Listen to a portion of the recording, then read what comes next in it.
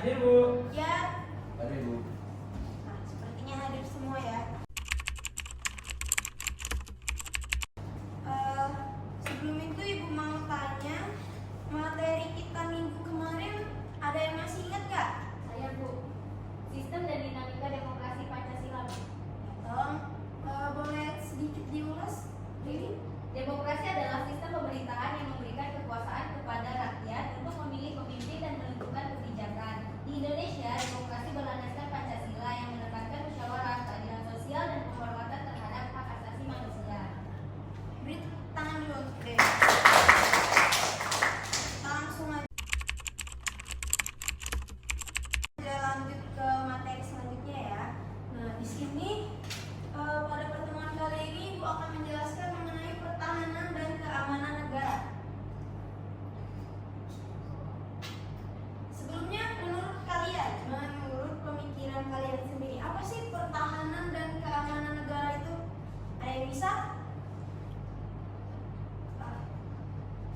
Langsung aja ya, kalau kalian belum paham, langsung kita masuk dalam pengertian dari pertahanan dan keamanan. Pertahanan dan keamanan negara adalah segala usaha yang dilakukan untuk mempertahankan kedaulatan, keutuhan wilayah, dan keselamatan bangsa dari berbagai ancaman dan gangguan. Di Indonesia, pertahanan negara sudah diatur dalam undang-undang dan melibatkan seluruh komponen masyarakat, bukan hanya anggota TNI ataupun polisi dan sebagainya. Kita juga sebagai masyarakat sipil juga wajib dalam mempertahankan dalam menjalankan pertahanan dan keamanan negara. Nah, menurut kalian belajar PPKN ini sudah termasuk dalam pertahanan dan keamanan negara belum? Sudah, Ibu. Ada yang bisa memberikan alasannya kenapa? Wah, ada yang bisa nggak? Kevin? Nanti, Bu. Lagi dicari sebentar. Indonesia, Bu. Siapa yang bisa? Ayo. Saya, Bu. Dewi, Karena belajar PPKN itu merupakan sebagai upaya kita dalam bela negara. Jadi, karena kita bela negara, termasuk dalam mempertahankan pertahanan Indonesia. betul. Betul emang sudah dikatakan oleh Dewi. Kita belajar PPKN ini kan belajar tentang Pancasila dan kewarganegaraan, dan tentunya berhubungan dengan pertahanan dan keamanan negara. Jadi untuk mengikuti menjalankan pertahanan dan keamanan negara itu tidak harus tunggu menjadi polisi, menjadi tentara, menjadi aparat-aparat yang lainnya. Kita juga sebagai siswa ini juga bisa dalam mengikuti pertahanan dan keamanan negara. Lanjut, komponen-komponen pertahanan negara. Pertahanan negara terdiri dari beberapa komponen. Yang pertama, komponen utama seperti yang sudah Ibu katakan tadi, tentara, kepolisian, karena dia sudah belajar lebih ya, sudah lebih daripada kita seperti itu.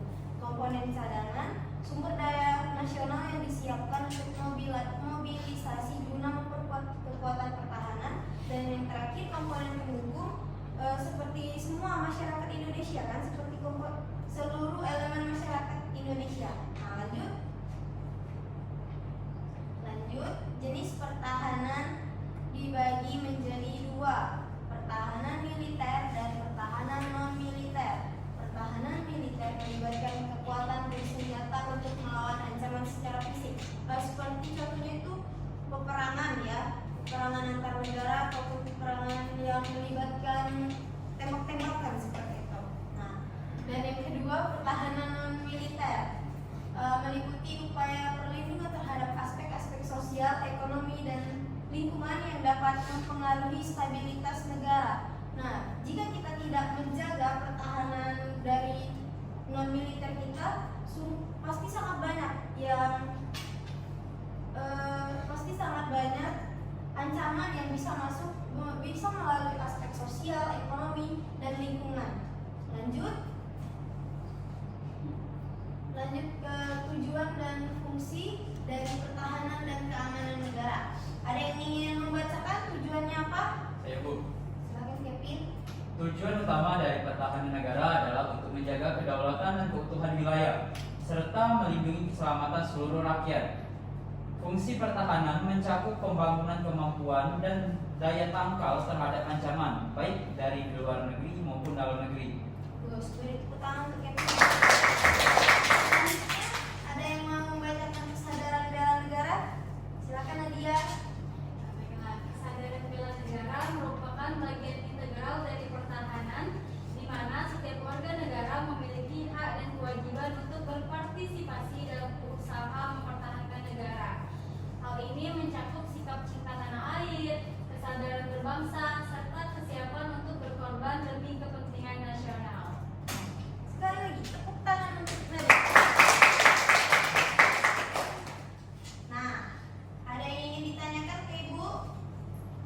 Kalau nggak ada Ibu yang nanya, kalian harus bisa jawab.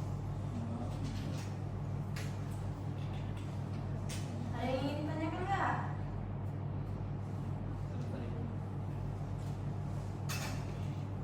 Ibu aja ya yang nanya ke kalian, biar kalian lebih paham, biar kalian kembali fokus ke materi kita. Nah, ini soal yang pertama. Apa yang akan terjadi jika tidak ada pertahanan dan keamanan negara? Coba yang lain, kecuali Kevin, Dewi, Nadia, yang lain yang bersuara, ayo.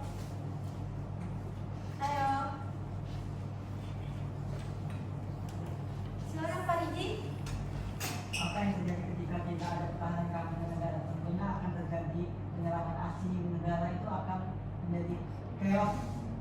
Adapun salah satu contohnya itu negara Venezuela, di mana mereka mengalami kemiskinan dari inflasi yang naik, rakyat yang pontang-panting mencari keamanan, dan kriminalitas yang semakin tinggi akibat pertahanan yang begitu lemah.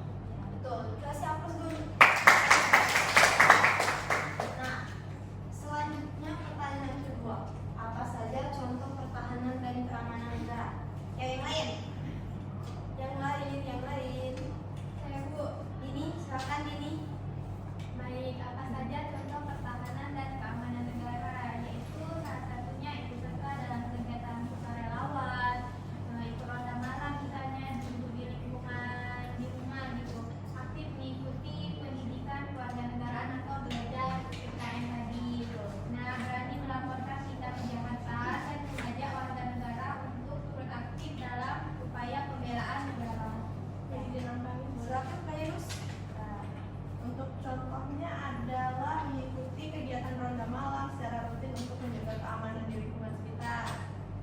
Ikut serta dalam kegiatan sukarelawan, aktif mengikuti pendidikan kewarganegaraan, dan berani melaporkan tindak-tindak kejahatan yang ada di sekitar kita. Itu aja. Betul sekali ya. Kita kasih aplaus dulu untuk Andini dan Pak Yunus.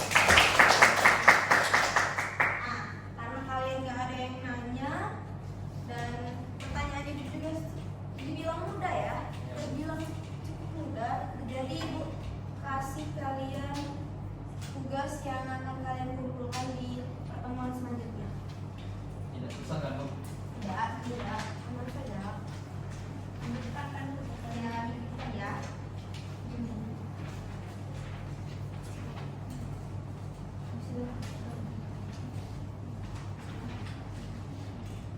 Itu dikumpulkan di pertemuan kita selanjutnya, dan Ibu berharap kalian menjawab dengan sendiri ya, tanpa mencontek, tanpa saling kasih tahu jawaban.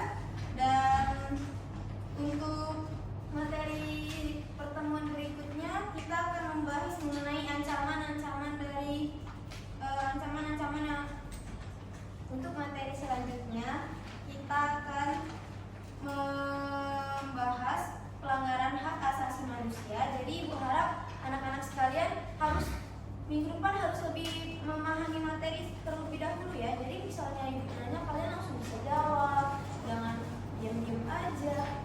Ya, baik, Bu. Kalian bisa cari dari materi pembelajarannya melalui berbagai media, baik dari link YouTube atau website atau apapun itu ya.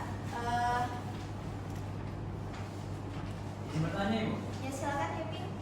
Ini soalnya kan ini jawab satu-satu, Ibu. Nah, kalau benar semua ada hadiah kan?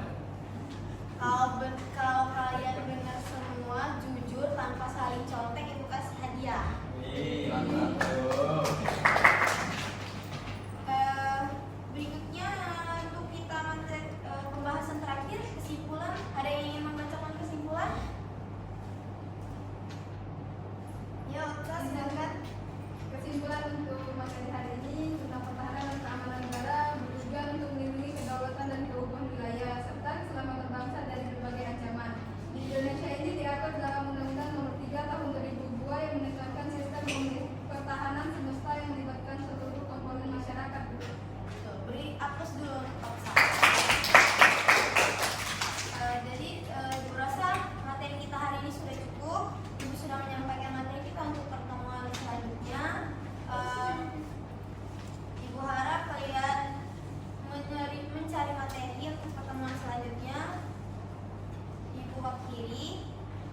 Wabillahi taufiq wal hidayah. Wassalamualaikum warahmatullahi wabarakatuh. Waalaikumsalam.